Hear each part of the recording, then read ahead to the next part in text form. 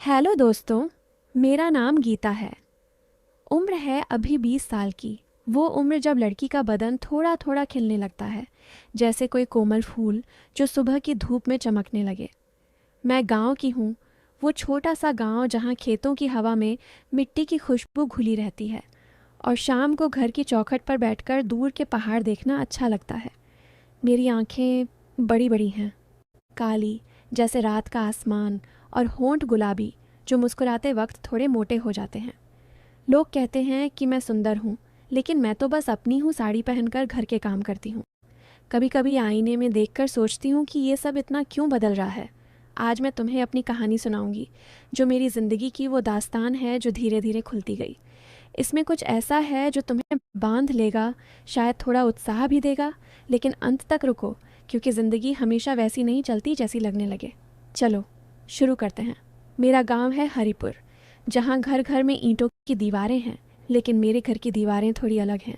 पिताजी किसान हैं, सुबह उठते हैं तो खेत की मेड़ पर चलते हुए कोई गीत गुनगुनाते हैं। माँ घर संभालती हैं और भाई बड़ा है, शहर पढ़ने गया हुआ। मैं बीच में हूँ, घर की लाडली। लेकिन अब वो उम्र आ गई है जब सबकी नज़रें थोड़ी चुभने लगती हैं। एक दिन सुबह की बात है, मैं रसोई में थी। बाहर का आंगन सूना था। सूरज अभी पूरी तरह नहीं निकला था, बस हल्की हल्की रोशनी फैली हुई। मैं चूल्हे पर रोटियां सेंक रही थी। साड़ी की चोली थोड़ी ढीली थी क्योंकि रात को धोकर सूखने रखी थी, और हवा के झोंके से वो हल्का हल्का लहरा रही थी। माँ बाहर कपड़े सुखा रही थी और अचानक दरवाजे पर दस्तक हुई। कौन है? मैंने पूछा। आवाज़ में थोड़ी झिझक थी। बाहर से चाचा जी की आवाज़ आई। पड़ोस के चाचा, जिनका नाम है रामलाल चाचा।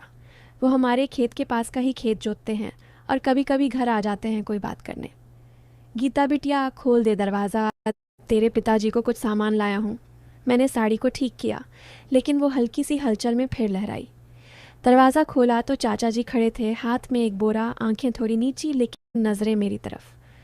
अरे चाचा जी, आइए अंदर, मैंने कहा मुस्कुराते हुए। बोरा रखते हुए उनका हाथ मेरे हाथ से छू गया, बस हल्का सा, लेकिन वो स्पर्श जैसे बिजली का करंट था।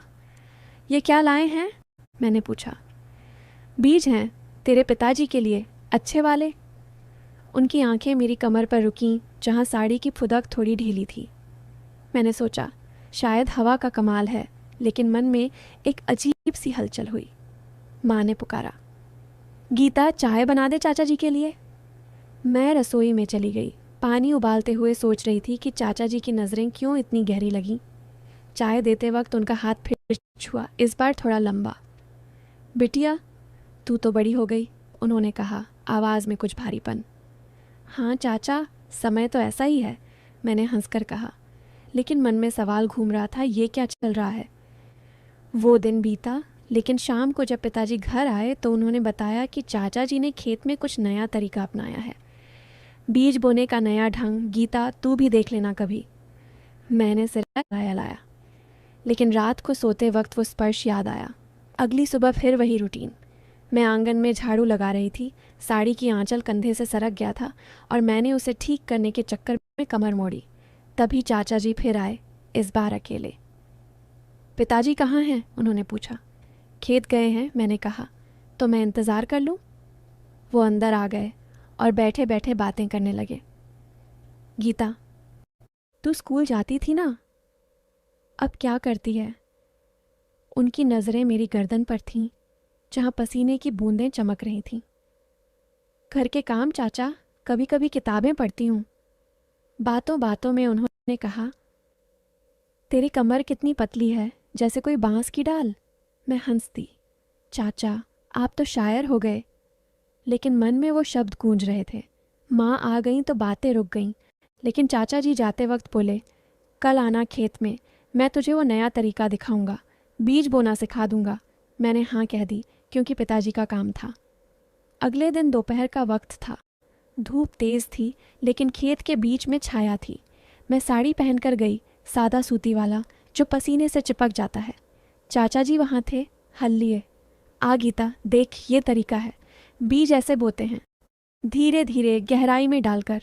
उनकी आवाज़ में कुछ था जैसे दोहरा मतलब।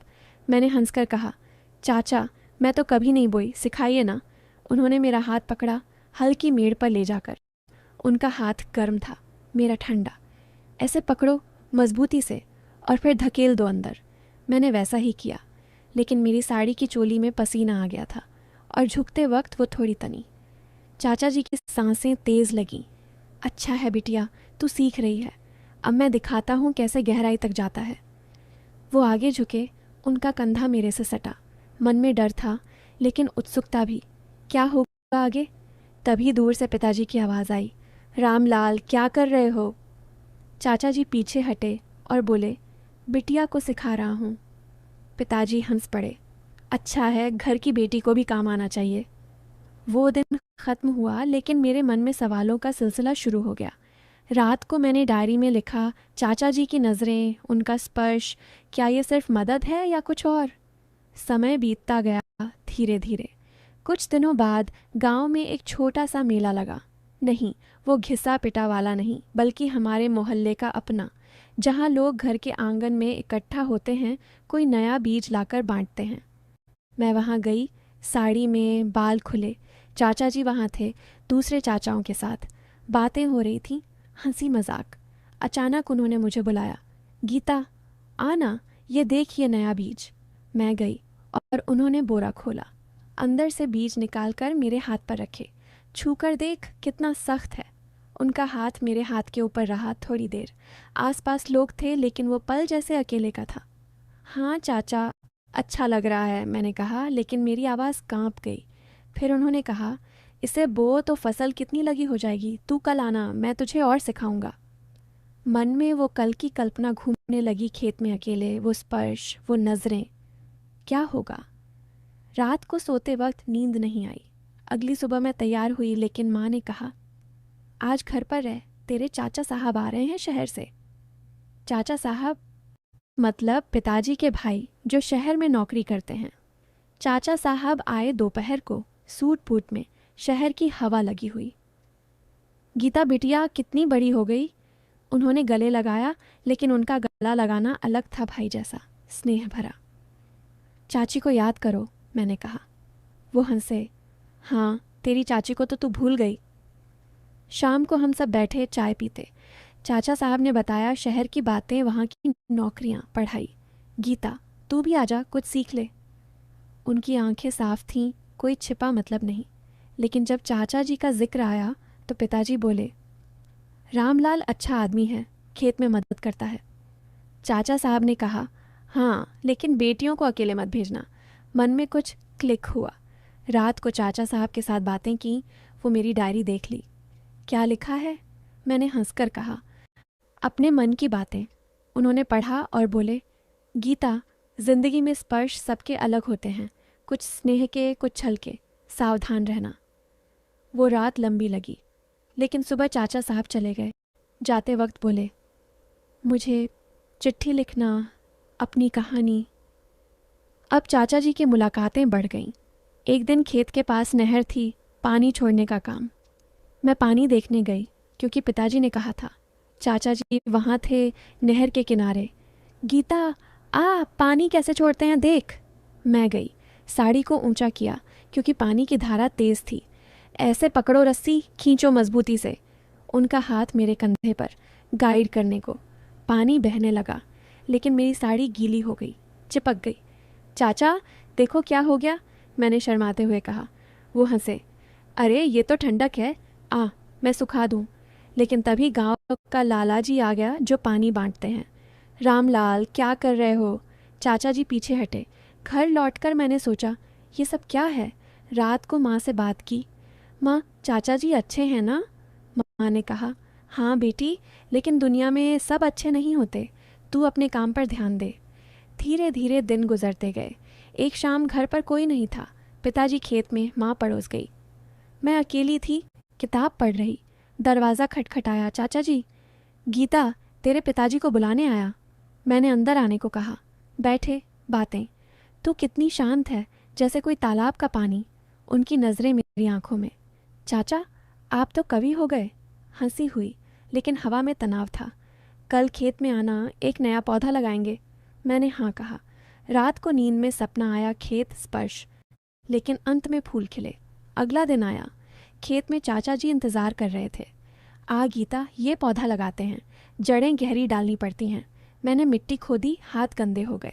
उनका हाथ मेरे हाथ पर, मिट्टी लगी। ऐसे दबाओ नरमी से। पौधा लग गया, लेकिन मेरी साड़ी मिट्टी से सन गई। चाचा अब क्या? वो बोले, घर चल, मैं साफ कर दूं। मन डर गया, लेकिन उत्साह भी। घर की तरफ चल पड़े, लेकिन रास्ते में भाई का दोस्त मिला, शहर से आया। गीता दीदी, क्या हो रहा है? चाचा जी चले गए। भाई के दोस्त ने कहा, चाचा जी से सावधान, वो थोड़े चालाक हैं। मन में शक हुआ। समय और आगे बढ़ा। अब चाचा जी की बातें गहरी हो गईं। एक दिन घर के पीछे आम का बाग था, फल तोड़ने का मौका। मैं चढ़ी सीढ़ी पर, साड़ी लपेटी। चाचा जी नीचे पकड़ रहे थे। हाथ बढ़ाओ, मैं पकड़ लूँगा। फल गिरा, उनका हाथ मेरी टांग से छुआ। सॉरी बिटिया। लेकिन आंखों में चमक। नीचे उतरते